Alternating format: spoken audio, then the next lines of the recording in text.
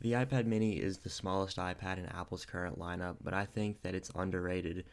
Back when the iPad mini came out in 2012, it was considered the cheaper, lower-end iPad, but now that Apple is selling a base iPad line, the mini is no longer the cheapest or the lowest-end iPad, but it's considered more of a special product which is made for those who need to take advantage of the smallest form factor possible on an iPad. The iPad mini hasn't been updated since 2021, making it one of Apple's oldest iPads still sold. The interesting part about the iPad mini is that it was released alongside the iPhone 13 Pro, making it the earliest device to get the A15 processor, as opposed to the iPad 10 or the iPad 9, which was released over a year later, and the iPad 10, for example, had the A14 processor. The iPad mini wasn't made to be the cheaper, less powerful iPad with an older processor. It was made to be a very capable and powerful iPad, but the lack of updates make it one of Apple's less powerful devices with an older and worse processor. Maybe Apple knew that they wouldn't be updating the iPad mini as often, so they just gave it the best processor out at the time that they could put in the iPad mini. I have heard a lot of arguments about putting the M1 processor in the iPad mini.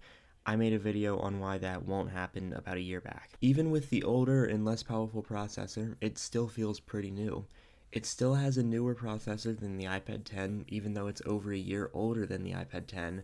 Apple hasn't refreshed any of the iPads since 2022, and it's unlikely that a new iPad mini will come out for a while, leaving the 2021 iPad mini 6 the best iPad mini available for now. The iPad mini is such a unique product because, unlike other brands, Apple gives the full experience to the iPad mini. The iPad mini has everything that the iPad 10 has except for the smart connector. The display size may be comparable to a bigger iPhone, but the aspect ratio on the Mini 6 makes it a lot more comfortable for watching videos or just doing regular iPad stuff. Before iPhones had USB-C, the Mini 6 made it easy to transfer files to a USB drive on iOS. The USB-C port was actually one of the main reasons I had an iPad mini in 2022 and early parts of 2023. Battery life on the Mini 6 is about the same as other iPads from my experience.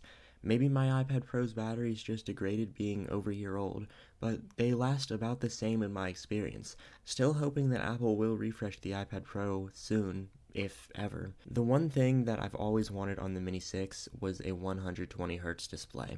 60Hz was the base for Apple products for so long, and it still really is, but it feels so slow compared to any recent flagship phone, and 120Hz on the iPad mini would make it the perfect device for mobile games. Some people may want an OLED display on the mini, but I don't think that would end up well, seeing as some OLED panels tend to break easier than LCDs, and with the iPad mini being a lot bigger than a general phone, it would be easier for the display to snap if slightly bent or during a pretty bad drop.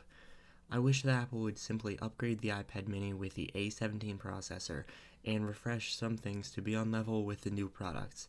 The 64GB base storage should also be updated to 128GB along with the iPad Airs, and a 512GB option would be nice to see. The model I have is 256GB, and I haven't filled it up yet, but I would like to see higher storage capacities on iOS devices, especially seeing as these new iPhones can go up to 1TB, I believe. At the end of the day, I think that the Mini 6 is one of Apple's most underrated products. It's definitely not a device that everyone would want to purchase and have, but I think that Apple should focus more of their attention to this device, or the iPad in general.